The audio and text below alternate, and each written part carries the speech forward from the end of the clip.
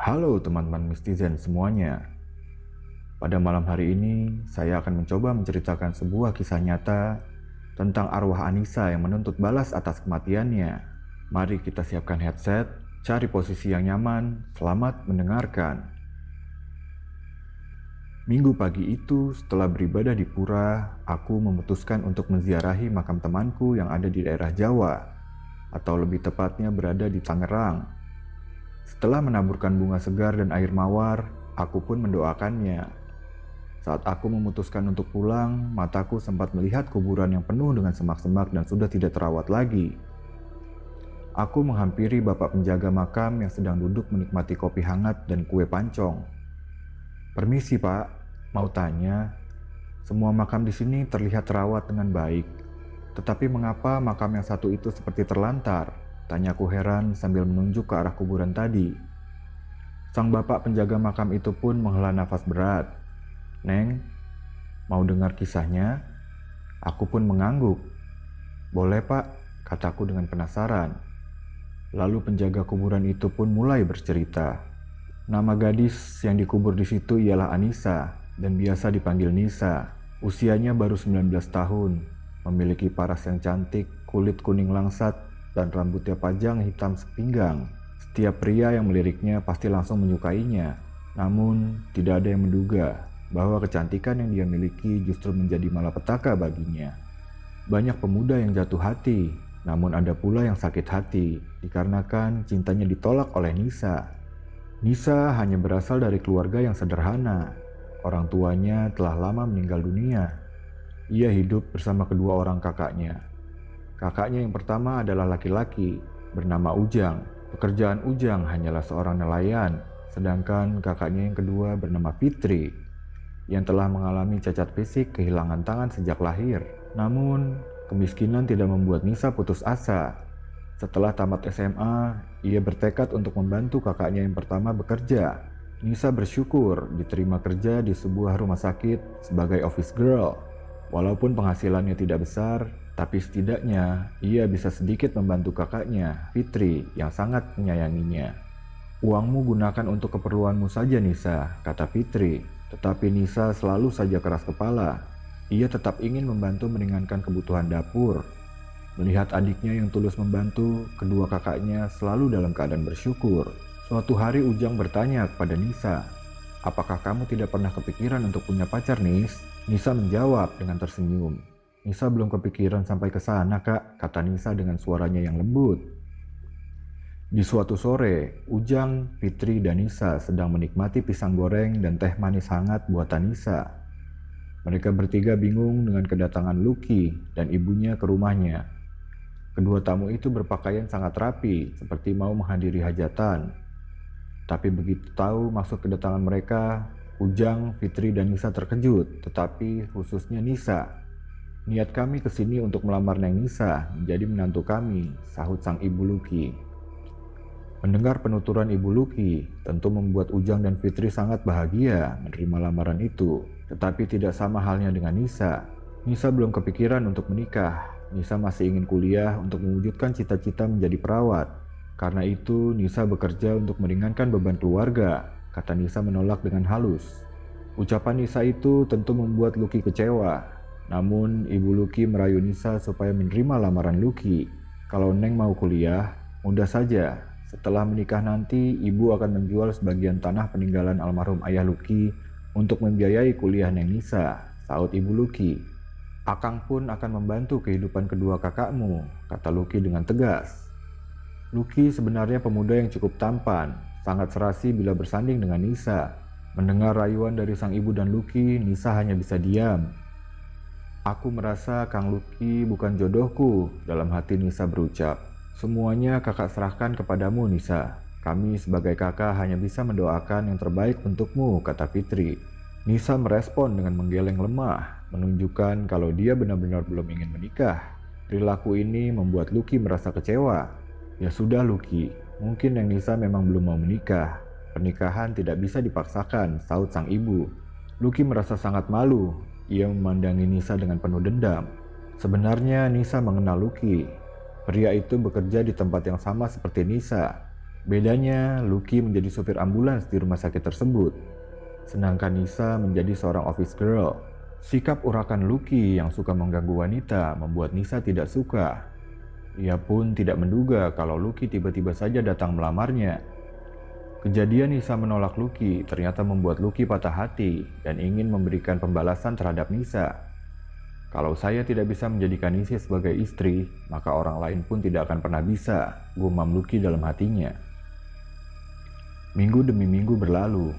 Kejadian penolakan itu dipikirkan biasa saja oleh Nisa dan kedua orang kakaknya. Nisa pun seperti biasa melakukan aktivitasnya sebagai office girl di rumah sakit tersebut yang jaraknya sekitar 2 km dari tempat tinggalnya.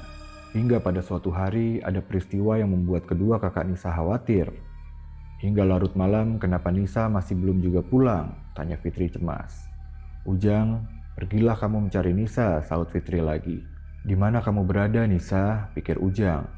Ketika tiba di rumah sakit tempat Nisa bekerja, Ujang kemudian mencari tahu ke rumah bunga sahabat Nisa. Waduh Kang, Nisa sih sudah pulang dari jam 8 tadi, kata Bunga.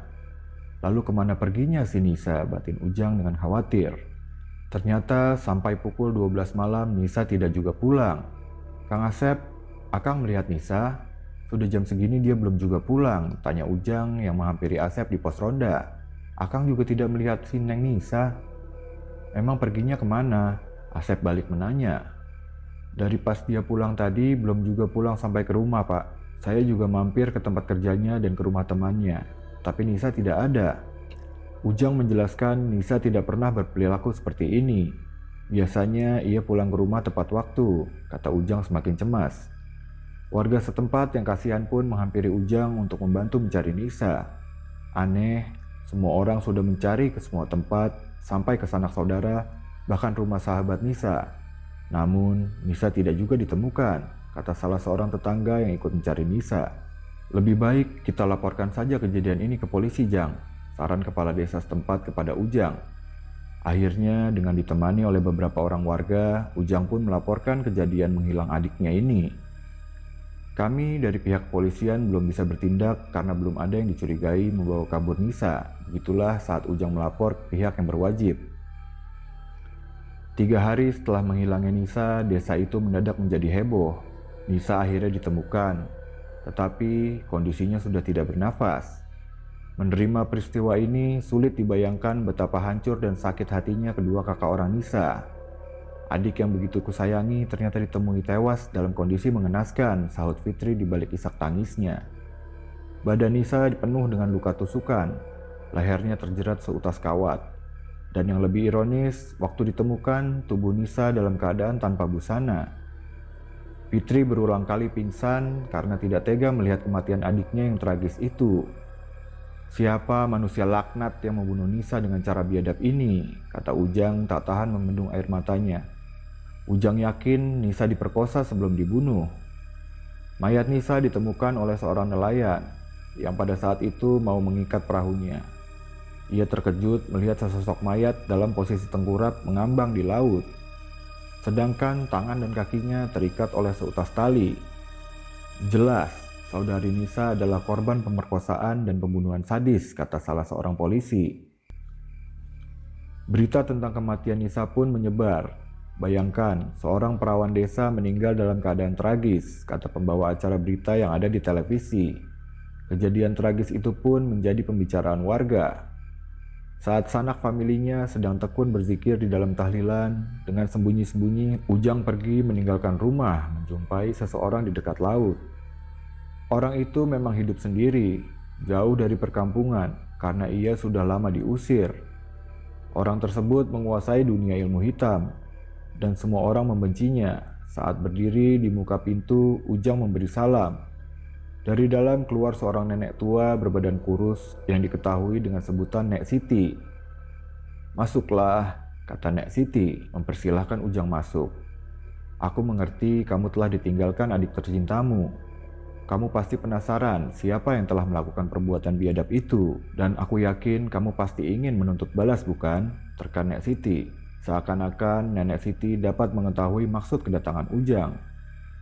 Ujang terhentak ketika mengetahui kekuatan Nek Siti. Betul kata orang kampung, Nek Siti bukanlah orang biasa. Iya Nek, saya mau orang laknat itu mati dengan tragis, seperti mereka menghabisi nyawa adikku, sahut Ujang. Nek Siti menghela nafas berat, sambil membuang nafasnya perlahan-lahan, Nek Siti kembali membuka matanya. Nenek melihat adikmu diperkosa dan dibunuh oleh 4 orang pemuda. Satu di antaranya seorang pria yang cukup tampan, dan 3 orang lagi sepertinya orang suruhan. Tapi dalang dari semua ini ialah pria tampan itu, ucapnya dengan sorot mata merah melotot memandang Ujang. Seluruh badan Ujang gemetar. Ia coba membayangkan dalam dirinya bagaimana penderitaan Nisa, adik tersayangnya, mencoba melawan biadab-biadab itu. Tanpa terasa, air matanya pun jatuh menetes. Apa rencanamu? Mau dibunuh saja para pemerkosa dan pembunuh adikmu itu? Tanya Nek Siti sambil tertawa. Untuk Nek Siti, menghabisi nyawa orang seolah-olah kegiatan yang sangat menggembirakan. Ujang mengiyakan penuh amarah dan dendam. Untuknya tidak ada hal lain selain menuntut balas atas kematian Nisa, adiknya. Saya mau mereka semua mati, Nek, cetusnya penuh dendam. Malam itu, tepatnya malam Jumat Kliwon, setelah terjadi perjanjian rahasia antara Ujang dan sang nenek, mereka berdua pergi meninggalkan gubuk Nek Siti. Di tengah pesisir pantai itu, keduanya melangkah menjelajahi kegelapan malam. Lokasi yang dituju adalah tempat tanah pemakaman umum. Bulan yang cantik mengumpat di balik awan. Langit terlihat gelap tanpa ditemani bintang. Di malam yang sunyi itu, tidak ada satupun orang yang mengetahui apa yang akan dikerjakan Nek Siti dan Ujang di tempat yang berkesan angker itu. Lolongan serigala di kejauhan sepertinya memberi sambutan selamat datang untuk mereka di tempat pemakaman umum itu. Gundukan tanah di mana Nisa dimakamkan masih terlihat merah dan basah. Nisan yang mengukir namanya masih tampak jelas. Bunga segar yang menyelimuti tanah merah itu masih mengeluarkan aroma yang wangi. Tubuh Ujang terasa gemetar. Ia bersujud di depan pusara Nisa. Seakan tak bisa membendung tangisannya, ia menangis jadi-jadinya. Hentikan tangismu dulu, Jang. Kita masih ada kegiatan yang perlu dilakukan, ucap sang nenek. Matanya melotot dingin melihat nisan makam Nisa yang diam. Di dalam kegelapan malam, sang nenek Siti memandang Ujang. Kesinikan tangan kirimu. Ayo cepat, Jang, tuturnya. Untuk apa saya harus memberikan tangan kiri saya, Nek? Tanya Ujang bingung. Maka saat itu juga, ceras! Nek Siti menggigit jempol tangan kiri Ujang dengan giginya. Ujang sontak terkejut, dan darah kental menetes dari jempolnya yang luka. Apa yang nenek lakukan? Tanya Ujang. Nek Siti menekan jempol Ujang supaya darah kental itu mengalir dan menetes menyirami makam Nisa. Aduh, sakit, Nek, kata Ujang meringis menahan sakit. Rasa sakit yang kamu rasakan sama sekali tidak sebanding dengan yang adikmu alami dan rasakan. Paham? Gertak Nek Siti. Ujang tidak menyadari ayat Yasin sedang bergema di rumahnya, melantunkan doa untuk Nisa yang sudah berada di surga. Tapi di malam Jumat Kliwon ini, dia dan seorang nenek yang menganut aliran sesat sedang melakukan ritual untuk menuntut balas. Hanya karena ingin menuntut balas, aku mau melakukan jalan sesat ini, gumam Ujang dalam hatinya. Sambil terus menekan jempol Ujang, Nek Siti membaca mantra. Lalu tidak lama keanehan pun mulai terjadi dan membuat Ujang takut serta bingung. Mengapa tetesan darah yang menetes ke kubur adikku mengeluarkan asap, Nek? Tanya Ujang kaget. Nek Siti tertawa, suara tawanya terdengar begitu sangat menyeramkan. Ayo mari pulang, biarkan adikmu sendiri yang menuntaskan dendamnya kepada para pembunuh dan pemerkosa yang laknat itu, sahut sang nenek. Lalu menarik tangan Ujang yang masih terdiam di depan makam Nisa. Angin bertiup sangat kencang, menggoyangkan pohon, dan bahkan dedaunan pun terlihat berguguran. Tiba-tiba saja petir bergema, rintik demi rintik hujan mulai turun, dan dalam waktu singkat sudah membasahi bumi dan makam Nisa. Kekuatan gaib sudah menguasai makam Nisa. Ujang masih terpana di depan makam, padahal ia sadar angin semakin kencang dan hujan semakin deras membasahi tubuhnya. Matanya nanar menatap gundukan tanah merah kuburan yang mulai basah. Tiba-tiba kuburan Nisa beranjak turun naik, seakan ada yang mendorongnya dari dalam. Ayo Jang, cepat, jangan kau tengok lagi makam adikmu. Biarkan Nisa yang menuntut balas atas kematiannya sendiri, sahut sang nenek. Suara serigala terdengar melolong lagi, menambah suasana mistis di malam keramat itu. Nenek Siti menarik paksa lengan Ujang, tetapi Ujang tetap nekat bertahan. Ayo cepat Jang, kita mesti kabur. Rohnya sangat ganas dan tidak mungkin dihentikan, sahut sang nenek. Apa yang nenek lakukan terhadap Nisa? Sahut Ujang bingung. Nek Siti kelihatan marah. Sudah aku bilang, Nisa lah yang akan menyelesaikan dendamnya. Kalau kita tidak segera kabur, kita akan menjadi korbannya juga, jawab Nek Siti. Akhirnya mereka pun pulang. Setelah beberapa hari, kisah misteri balas dendam pun dimulai. Saat itu, Lucky habis mengantarkan mayat korban kecelakaan ke rumah duka di daerah Jakarta Selatan.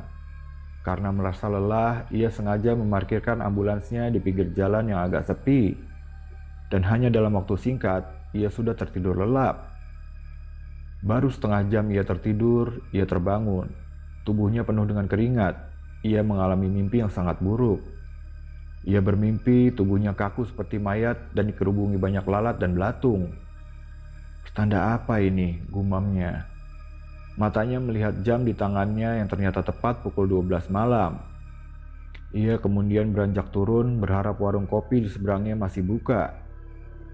Udara malam terasa semakin dingin dan membuat Lucky semakin mengantuk. Tiba-tiba angin bertiup kencang dan Lucky kedinginan. Sial, warungnya sudah tutup, pekiknya kesal.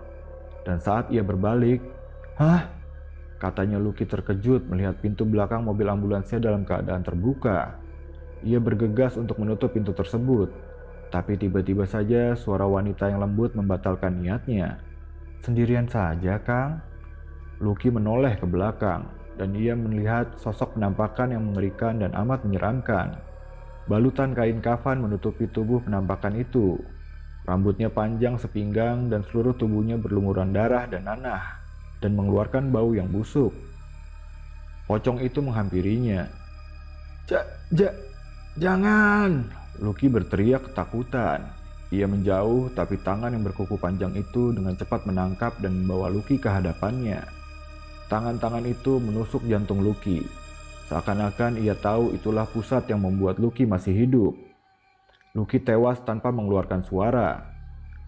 Sejak peristiwa itu, roh Nisa terus bergentayangan, menemani kesunyian malam setelah 100 hari kematiannya. Ia menemui orang-orang yang sayang kepadanya. Saat menemui kedua kakaknya, mereka langsung tak sadarkan diri. Penampakannya sangat menyeramkan. Wajahnya yang cantik dan selalu ceria, kini pucat. Tatapan matanya yang dulu berbinar, kini tampak sendu. Tubuhnya pun masih berbalut kain kafan putih yang penuh lumpur. Warga di sana sangat ketakutan. Setiap malam Jumat, mayat yang dihidupkan untuk membalas dendam itu menemui keluarga dan sahabatnya. Menurut beberapa warga yang secara tidak sengaja melihatnya, arwah perawan itu selalu menangis sambil terbang keliling kampung. Ada juga para nelayan yang mendengar rintihan dan lolongan minta tolong saat mereka mau mengikat perahunya di tempat mayat Nisa ditemukan. Tapi tak ada satupun yang berani menolongnya. Mereka hanya mampu mendengar dan setelah itu lari terbirit-birit. Sekalipun Nisa sudah menuntut balas, tapi arwahnya masih tetap berkeliaran di malam yang sunyi. Ia seolah-olah masih belum bisa menerima kematian yang menjemputnya secara tiba-tiba di saat ia masih ingin mewujudkan semua impian mulianya untuk menjadi seorang perawat. Begitulah ceritanya, Neng. Tapi yang paling harus disalahkan atas keganjilan ini adalah Nek Siti, yang sekarang entah di mana keberadaannya. Dan setelah 1 tahun, barulah roh gadis cantik itu menghilang, kata bapak penjaga makam itu menutup ceritanya.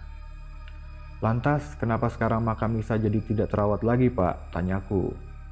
Kejadian naas itu telah berlalu 24 tahun yang silam. Makam Nisa kini tak terurus dan kedua kakaknya telah lama meninggal. Sementara sanak familinya yang lain sudah pindah entah kemana. Pungkas bapak penjaga makam itu sambil menyeruput kopinya yang hanya tersisa sedikit. Oke teman-teman, terima kasih banyak sudah mendengarkan cerita ini sampai habis. Sebelumnya saya mau ucapkan terima kasih banyak untuk yang sudah subscribe channel ini. Dan untuk yang belum bisa diklik dulu tombol subscribe-nya, di like dan di share videonya agar kita lebih semangat lagi ke depan membuat video-video baru. Kurang lebihnya kami mohon maaf. Wassalamualaikum warahmatullahi wabarakatuh.